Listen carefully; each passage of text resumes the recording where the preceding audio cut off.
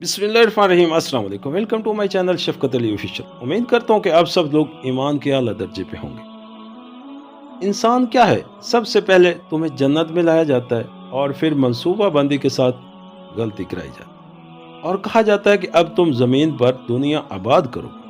फिर तुमसे मिलने की तमन्ना भी उठती है और पैगाम दिया जाता है कि आओ मेरे पास। फिर रातों रात तुमसे मुलाकात की जाती है और खूब हमदर्दी जतलाई जाती है। फिर तुम्हें तुम्हारे वास्ते तैयार की गई जन्नत दिखाई जाती है। जब तुम्हारे दिल में मिलने की तमन्ना उठती है तो कोहतूर पर बुला लिया जाता है और आने की जहमत गवारा भी नहीं की जाती। फिर लगे हाथ तुमसे दूरी भी बर्दाश्त नहीं होती।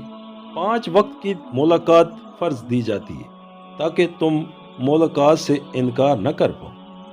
तुम्हारे दिल में ख्वाहिशात का अंबार लगाया जाता है और हालात ऐसे बनाए जाते हैं कि वो ख्वाहिशात कभी पूरी ना हो सके। चांद और सितारे बनाए जाते हैं जिस इंसान के वास्ते, उसके शानों पर चौकीदार भी बिठाए जाते हैं, यानी कि तुम एतबार के काबिल भी नहीं हो।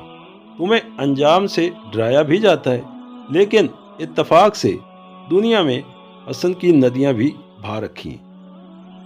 उन नदियों का गहरा पानी जब तुम्हारी प्यास बुझाने लगता है तो जन्नत की पेशकश की जाती है। तुम्हें यूसुफ बताया जाता है और फिरौन भी।